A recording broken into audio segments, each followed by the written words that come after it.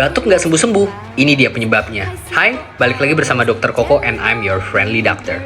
Banyak yang tanya, dok, obat batuk yang paling bagus itu apa sih? Jawabannya adalah tergantung dari penyebabnya. Jadi aku mau share tentang sebuah case ibu-ibu datang dengan keluhan batuk pada saat malam hari aja. Loh, menarik ya, kok cuma pada saat malam hari aja? Emang ada? Terus pertanyaan saya selanjutnya adalah, ibu sebelum tidur makan dulu nggak? Jawabannya, iya dok, setengah jam sampai 1 jam setelah makan saya langsung baringan. Nah, batuk jenis ini adalah batuk yang disebabkan oleh GERD. Jadi yang menyebabkan batuk itu adalah cairan asam lambung yang naik ke atas, sehingga merangsang untuk terjadinya batuk pada malam hari. Untuk batuk jenis ini obatnya simple banget, karena makanan akan melewati lambung sekitar 1-2 jam setelah makan. Jadi usahakan kalau mau baring atau tidur itu 1 jam sampai 2 jam setelah makan. Simpel kan terapinya? Mau tahu penyebab batuk lainnya dan terapinya seperti apa? Tungguin video selanjutnya ya. Jangan lupa share video ini ke orang-orang yang kamu sayangin, because sharing is caring.